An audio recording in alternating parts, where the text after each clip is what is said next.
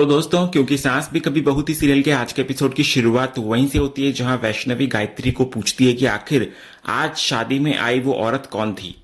तो वैष्णवी की बात सुनकर गायत्री कुछ पल के लिए खामोश हो जाती है। फिर वो कहती है कि तृप्ति वीरानी परिवार के अतीत का एक ऐसा मुश्किल अध्याय है जिसे याद करना भी आसान नहीं है, लेकिन आज इस खुशी के मौके पर वो उसके बारे में कोई बात नहीं करना चाहती।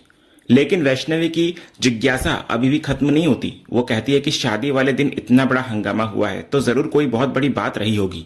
इस पर गायत्री सिर्फ इतना कहती है कि हर परिवार में कुछ ऐसे लोग होते हैं जिनसे जितनी दूरी बनाकर रखी जाए उतना ही अच्छा होता है, और तृप्ति उन्हीं लोगों में से एक है। इतने में वहां नकुल आ जाता है तो गायत्री प्यार से नकुल का हाथ पकड़कर वैष्णवी के हाथ में रख देती है और उससे कहती है कि अब से इसका हाथ हमेशा थामे रखना, उसे कभी अकेला मत छोड़ना और जिंदगी में कभी उसे कोई तकलीफ मत देना।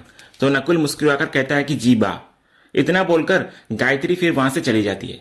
उसके जाते ही नकुल वैष्णवी की तरफ देखकर उसको भरोसा दिलाता है कि उसे किसी बात की चिंता करने की जरूरत नहीं है, वो हमेशा हर हाल में उसके साथ खड़ा रहेगा। उधर अगले सीन में शोभा घबराई हुई हालत में तुलसी के कमरे में पहुंचती है।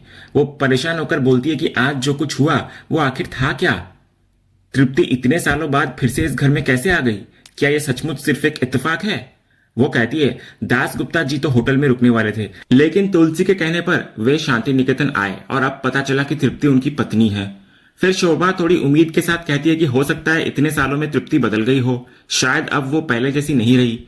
आखिर दास गुप्ता जी भी तो कह रहे थे ना कि उसने उनके बेटे को अपने सगे बेटे की तरह पाला है। तब तुलसी हल्की सी मुस्कान के साथ कहती है रिलैक्स शोभा। फिर वो पूछती है कि आखिर वो ये बात उसको समझाने की कोशिश कर रही है या खुद को। इसके बाद तुलसी उसे बचपन की एक कहानी याद दिलाती है। वो कहती है कि उसे मेंढक और बिच्छू की कहानी याद है ना। वो कहती है एक बार बिच्छू मेंढक से कहता है कि उसे अपनी पीठ पर बिठाकर नदी पार करा दे। मेंढक मना कर देता है। वो कहता है कि अगर उसने ऐसा किया तो बिच्छू उसे डंक मार देगा, लेकिन बिच्छू उसको समझाता है कि अगर वो डंक मारेगा तो दोनों नदी में डूब जाएंगे, इसलिए वो ऐसा कभी नहीं करेगा। तो मेंढक उसकी बात पर भरोसा कर लेता है और उसे अपनी पीठ पर बिठाकर नदी पार कराने लगता है। लेकिन जैसे ही दोनों नदी के बीच पहुंचते हैं, बिच्छू मेंढक को डंक मार देता है। तो डूबते हुए मेंढक उससे पूछता है कि उसने ऐसा क्यों किया जबकि अब दोनों की जान चली जाएगी। तब बिच्छू सिर्फ इतना कहता है क्या करूं, मेरी फितरत ही ऐसी है, मैं बदल नहीं सकता। ये कहानी सुनाने के बाद तुलसी कहती है ठीक यही बात तृप्ति पर भी लागू होती है, उसकी फितरत भी कभी बदल नहीं सकती। तुलसी आगे कहती है कि आज जब तृप्ति इस घर में आई तब उसने बिना कुछ कहे सिर्फ अपनी आंखों और अपनी मुस्कान से बहुत कुछ कह दिया, और जाते जाते जिस तरह उसने मुस्कुराकर फिर मिलेंगे कहा, उससे साफ लग रहा था कि उसके इरादे बिल्कुल भी नहीं बदले हैं। ये सुनकर शोभा घबरा कर पूछती है कि अब क्या होगा। तो तुलसी पूरे विश्वास के साथ कहती है कि कुछ भी नहीं होगा। वो कहती है कि तूफान तभी नुकसान पहुंचाता है जब उसे घर के अंदर आने दिया जाए। जब सामने तूफान दिखाई देता है तो इंसान सबसे पहले अपने घर के दरवाजे और खिड़कियां बंद कर देता है। फिर वो कहती है कि आखिर तृप्ति का अब उनके परिवार से ऐसा कौन सा रिश्ता बचा है कि वो बार बार इस घर में आएगी। इस पर शोभा को अचानक एक बात याद आती है। वो कहती है कि लेकिन करण भैया तो दास गुप्ता जी के साथ बिजनेस करने वाले हैं ना। तब तुलसी पूरे भरोसे के साथ कहती है कि अगर करण में जरा सी भी समझदारी बची होगी तो वो दास गुप्ता जी के साथ कोई बिजनेस नहीं करेगा, क्योंकि करण अच्छी तरह जानता है कि तृप्ति ने इस परिवार को बर्बाद करने में कोई कसर नहीं छोड़ी थी। तुलसी आगे कहती है कि उसका बेटा इतना भी बेवकूफ नहीं है कि सब कुछ जानते हुए फिर उसी रास्ते पर चल पड़े। लेकिन दूसरी तरफ करण और साहिल के बीच बिल्कुल अलग बातचीत चल रही होती है। साहिल करण से कहता है कि जिस औरत ने उनके पूरे परिवार की जिंदगी तबाह कर दी, उसके परिवार के साथ किसी भी तरह का बिजनेस करने का सवाल ही नहीं पैदा होता। इसके बाद साहिल हैरानी से पूछता है कि क्या करण सचमुच अब भी सुभाष के साथ बिजनेस करने का फैसला नहीं बदलेगा। तो करण बिना किसी झिझक के कहता है कि हाँ। वो कहता है कि अब उसे दुश्मनों के साथ भी डील करने की आदत हो गई है। साहिल हैरान होकर पूछता है कि आखिर क्यों। करण कहता है कि उस औरत तुलसी ने मेरे बेटे को जान से मार डाला, फिर भी रोज उसके साथ इस छत के नीचे रह रहा हूं ना मैं, तो फिर बिजनेस क्या बड़ी चीज है। और वैसे भी बिजनेस मुझे सुभाष के साथ करना है, तृप्ति के साथ नहीं। तो ये बिजनेस तो होगा। अपने बच्चों के फ्यूचर के लिए ये बिजनेस मेरे लिए बहुत जरूरी है, और बिजनेस पर्सनल झगड़ों के हिसाब से नहीं किया जाता।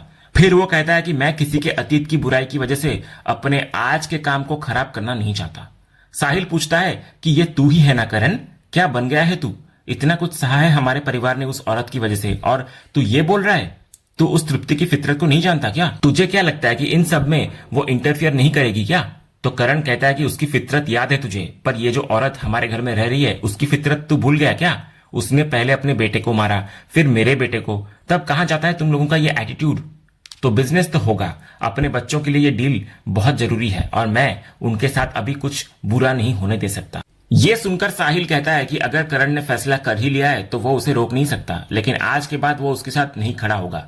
साहिल कहता है कि जब बिरानी परिवार दो हिस्सों में बंट गया था तब उसने हमेशा करण का साथ चुना था, हर मुश्किल में वो उसी के साथ खड़ा रहा, लेकिन आज करण का ये बदला हुआ चेहरा देखकर उसको महसूस हो रहा है कि शायद उसने उस समय गलत पक्ष चुन लिया था। फिर साहिल करण से कहता है कि उसके सीने में जो दर्द उसने सालों से दबाकर रखा है, उसने उसे सिर्फ कड़वा ही नहीं बनाया बल्कि उसको सच देखने से भी अंधा कर दिया है।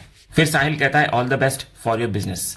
इतना बोलकर वो वहां से चला जाता है। पीछे से करण कई बार उसको रोकने की कोशिश करता है, लेकिन साहिल एक बार भी पीछे मुड़कर नहीं देखता। अगले सीन में हम देखते हैं कि साहिल सीधे गौतम के पास पहुंचता है। वो गौतम से पूछता है कि क्या उसके पास कोई स्पेयर रूम है, क्योंकि अब वो उसकी तरफ आना चाहता है। ये सुनकर गौतम मुस्कुरा देता है। वो कहता है कि ऑब्वियसली कमरा है। फिर वो खुशी जाहिर करते हुए कहता है कि उसे बहुत अच्छा लगा कि आखिरकार साहिल ने सही फैसला लिया, अब वो सही का साथ देगा।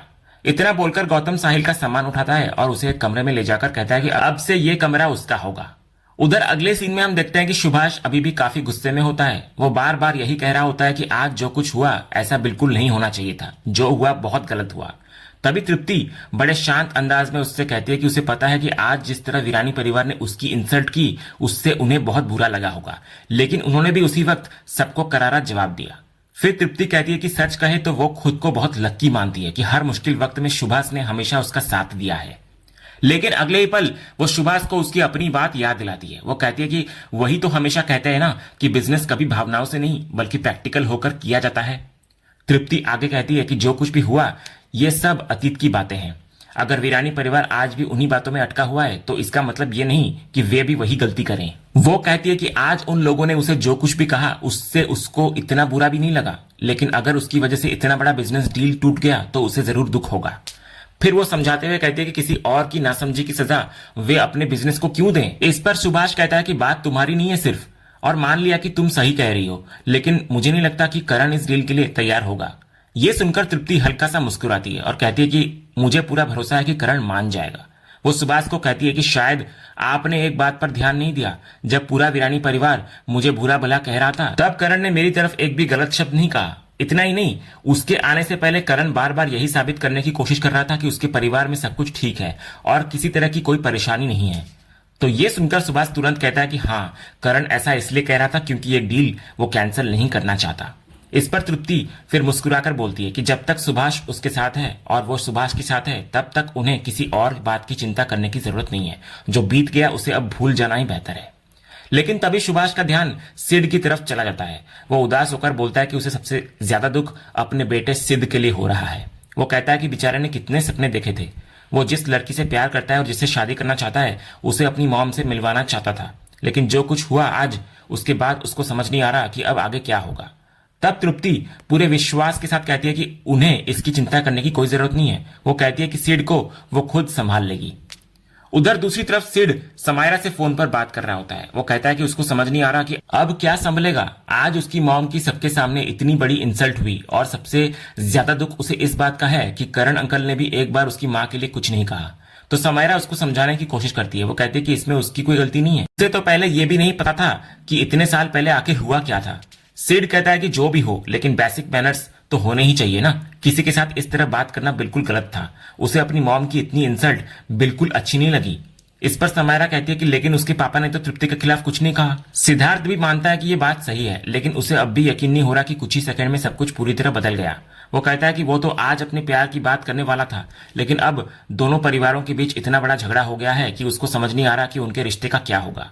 समायरा भी परेशान होकर बोलती है कि उसके पापा पहले से ही बहुत स्ट्रिक्ट हैं। ऐसे में अब वो उन्हें अपने और सिड के रिश्ते के बारे में कैसे बताएगी। सिड भी कहता है आखिर उसे उसी घर की लड़की से शादी करनी है जहां उसकी स्टेप मॉम की इतनी बेइज्जती हुई है। वो कहता है कि भले ही तृप्ति उसकी सगी मां नहीं हो, लेकिन वो उनका बहुत सम्मान करता है, इसलिए वो सोच भी नहीं सकता कि उन पर क्या बीत रही होगी। तो समायरा भी बोलती है कि उसे भी इस बात का बहुत दुख है, लेकिन फिलहाल वे दोनों कुछ कर नहीं सकते। तब सिड उसको समझाता है कि अभी सबसे अच्छा यही होगा कि वे थोड़ा वेट कर लें। जब सबका गुस्सा शांत हो जाएगा तब सही समय देखकर वो अपनी मॉम को सब कुछ बता देगा। फिर वो समायरा से पूछता है कि क्या वो तब तक उसका इंतजार करेगी। तो समायरा बिना देर किए कहती है ऑफ कोर्स मैं तुम्हारा इंतजार करूंगी। वो कहती है आई लव यू सिड, तो सिड भी मुस्कुराते हुए कहता है कि I love you too Samaira. लेकिन दोनों को बिल्कुल भी अंदाजा नहीं होता कि उनके कमरे के बाहर कोई खड़ा उनकी पूरी बातचीत सुन रहा है। दरअसल दरवाजे के बाहर तृप्ति खड़ी होती है। उनकी सारी बातें सुनते ही उसके चेहरे पर एक रहस्यमयी मुस्कान आ जाती है। वो मन ही मन सोचती है बिना मांगे उसे कितना बड़ा मौका मिल गया। वो सोचती है कि सिड को प्यार भी हुआ तो करण की बेटी से, यानी शांति निकेतन तक पहुंचने का रास्ता तो खुद ब खुद खुल गया मेरे लिए। इसके बाद तृप्ति के चेहरे की मुस्कान और भी गहरी हो जाती है। वो मन ही मन सोचती है कि तुलसी मैया इस बार अपने शांति निकेतन को कैसे बचाओगी। वो कहती है कि एक बार पहले भी वो इन गधों वीरानियों को सड़क पर ला चुकी है, लेकिन इस बार वो उन्हें कहीं का नहीं छोड़ेगी। इस बार वो पूरे वीरानी परिवार को पूरी तरह बर्बाद करके रहेगी। इतने में तृप्ति के मन में साहिल का भी ख्याल आता है। वो कहती है कि साहिल ने उसके साथ जो किया था उसका हिसाब भी अब चुकाना पड़ेगा उसे। फिर उसे वो वक्त याद आता है जब तुलसी ने उसे जेल भिजवाया था। तृप्ति गुस्से में कहती है कि अब हिसाब बराबर करने की बारी उसकी है। वो मन ही मन कसम खाती है कि अब वो वीरानी परिवार के हर एक सदस्य से एक एक करके बदला लेगी। फिर खतरनाक मुस्कान के साथ कहती है कि अब वो एक एक को चुन चुन कर मारेगी, एक एक को मुक्ति दिलाएगी। और आखिर में अपने चेहरे पर डरावनी मुस्कान लाते हुए कहती है मैं तृप्ति अब किसी को नहीं छोड़ूंगी। अगले सीन में अगली सुबह शांति निकेतन का नजारा देखने को मिलता है। आज वैष्णवी की पहली रसोई की रस्म होती है। इसी वजह से दामिनी और शोभा वैष्णवी को अपने साथ किचन में लेकर आती हैं। किचन में पहुंचते ही दामिनी मुस्कुराते हुए उससे पूछती है कि आज उसकी पहली रसोई है तो वो क्या बनाने वाली है। इस पर वैष्णवी कहती है कि अगर सबकी मंजूरी हो तो वो लापसी बनाना चाहती है। ये सुनकर दामिनी बहुत खुश हो जाती है और कहती है कि यह तो बहुत अच्छा आइडिया है। वो कहती है कि माँ का तो ये फेवरेट है। फिर वो कहती है कि किचन में सारी चीजें मौजूद है, इसलिए वैष्णवी आराम से सब संभाल लेगी। लेकिन तभी डाइनिंग टेबल पर बैठी नियति ताना मारते हुए कहती है कि कर ही लेगी, पहली बार थोड़ी बना रही है। नियति की ये बात सुनकर दामिनी तुरंत उसके पास पहुंचती है और पूछती है कि उसने अभी क्या कहा। इस पर नियति बेपरवाही से कहती है कि उसने इतनी धीरे से भी नहीं कहा था कि किसी को सुनाई न दे। फिर वो दोबारा ताना मारते हुए कहती है कि वैष्णवी ये सब पहले भी कर चुकी है, ये उसकी पहली रसोई नहीं है। इसी किचन में खड़े होकर उसने पहले भी लापसी बनाई थी। बस फर्क इतना है कि उस समय उसने ये रस्म पार्थ के नाम पर निभाई थी और आज रिश्ता बदल गया है। तो नियति की ये बात सुनकर दामिनी का गुस्सा बढ़ जाता है। वो कहती है कि क्या वो उससे बात कर रही थी जो बीच में बोलना उसे इतना जरूरी लगा। फिर दामिनी उसको करारा जवाब देते हुए कहती है कि पहले वो खुद से पूछे कि आखिर किस रिश्ते और किस अधिकार से वो आज तक इस घर में रह रही है। दामिनी की ये बात सुनकर नियति पूरी तरह चुप हो जाती है और बिना कुछ कहे वहां से चली जाती है। उसके जाते ही शोभा दामिनी से पूछती है कि आखिर उन्हें इतनी कड़वी बात कहने की क्या जरूरत थी। तो दामिनी कहती है कि शोभा ने खुद सुना ना कि नियति किस तरह आज वैष्णवी के पहले ही दिन उसका दिल दुखाने की कोशिश कर रही थी। वो कहती है कि अगर किसी में दूसरों को सुनाने की हिम्मत है तो उसे खुद भी सुनने की हिम्मत रखनी चाहिए। फिर दामिनी कहती है कि उसने कुछ भी गलत नहीं कहा। उसे नियति के लिए दुख जरूर होता है कि वो इस दुनिया में अकेली है, लेकिन सच यही है कि वो इस घर में सिर्फ रियो की वजह से आई थी। अब रियांश इस दुनिया में नहीं है, फिर भी इतने सालों बाद वो इस घर में क्यों रह रही है, आखिर क्यों, ये सवाल तो उठेगा ही ना। तब शोभा बात को वहीं खत्म करते हुए कहती है कि आज इन सब बातों का दिन नहीं है, आज वैष्णवी की पहली रसोई है, इसलिए उन्हें अपना मूड खराब नहीं करना चाहिए। इसके बाद दामिनी और शोभा फिर से वैष्णवी के पास लौट आती हैं। दामिनी इधर प्यार से उसको संभालती है और फिर वैष्णवी पूरे मन से लापसी बनाना शुरू करती है। तीनों के बीच हंसी मजाक चलता रहता है और पूरे किचन का माहौल एक बार फिर खुशियों से भर जाता है। कुछ ही देर में वैष्णवी की बनाई हुई लापसी तैयार हो जाती है। दामिनी उसकी खुशबू महसूस करते हुए कहती है कि इसकी खुशबू तो बहुत ही शानदार है। उसे पूरा भरोसा है कि माँ को यह बहुत अच्छा सरप्राइज मिलने वाला है। इसके बाद दामिनी बोलती है कि वे दोनों यहाँ का काम खत्म करें, तब तक वो जाकर सबको डाइनिंग टेबल पर बुलाकर लाती है। इतना बोलकर दामिनी वहां से चली जाती है। दामिनी के जाते ही वैष्णवी सीधा शोभा से पूछती है कि कल जो तृप्ति जी यहाँ पर आई थी आखिर वो कौन है। वो पूछती है कि उन्होंने ऐसा क्या किया था जिसको देखकर पूरे परिवार के चेहरे का रंग उड़ गया। वो बताती है कि उसने बा और काकी से भी पूछने की बहुत कोशिश की, लेकिन किसी ने भी उसे कुछ नहीं बताया। ये सुनकर शोभा कहती है कि जब मम्मा और बा ने ही उसे कुछ नहीं बताया तो बेहतर होगा कि वो भी इस बात को यहीं पर छोड़ दे। वो कहती है कि ये सब अतीत की बातें हैं जो खत्म हो चुकी है, इसलिए उनमें पढ़ने का कोई फायदा नहीं है। शोभा की ये बात सुनकर वैष्णवी थोड़ा उदास हो जाती है। उसका चेहरा देखकर शोभा पूछती है क्या उसे बुरा लगा। फिर वो कहती है अगर ऐसा है तो वो उससे माफी मांगती है। इस पर वैष्णवी कहती है कि उसे बुरा नहीं लगा, लेकिन उसे अब भी इस घर में थोड़ा पराया सा महसूस होता है। वो कहती है कि वैसे भी अभी तक इस घर में सभी लोगों ने उसे पूरी तरह अपनाया नहीं है, और अब जब इस परिवार का हिस्सा वो बन चुकी है तो अगर वो परिवार के बारे में कुछ जानना चाहती है तो इसमें गलत क्या है। वैष्णवी की बात सुनकर शोभा प्यार से उसको समझाती है। वो कहती है कि उसे पराया महसूस करवाने के लिए किसी ने उससे कुछ नहीं छुपाया। असल में हर परिवार का एक ऐसा अतीत होता है जो इतना दर्दनाक होता है कि लोग उसको याद भी नहीं करना चाहते। सब चाहते हैं कि वो अतीत हमेशा के लिए वहीं दफन हो जाए। फिर शोभा पूछती है कि क्या वो सच में सब कुछ जानना चाहती है, तो वैष्णवी हाँ कहती है। तब शोभा उसको तृप्ति की पूरी कहानी बताना शुरू करती है। वो उसको बताती है कि किस तरह तृप्ति ने एक समय पूरे वीरानी परिवार की जिंदगी तबाह कर दी थी। उसने कैसे परिवार के लोगों को उनके ही घर से बाहर निकलवा दिया था। ये सब सुनकर वैष्णवी पूरी तरह हैरान नजर आती है। वो विश्वास ही नहीं कर पाती और पूछती है कि क्या सचमुच तृप्ति ने पूरे परिवार को घर से बाहर निकाल दिया था। इस पर शोभा कहती है हाँ, तृप्ति ने पूरे वीरानी परिवार को घर से बाहर निकाल दिया था। फिर वो बताती है कि आखिर में मम्मा यानी तुलसी ने ही उसे उसके किए की सजा दिलवाई और उसको जेल भिजवाया था।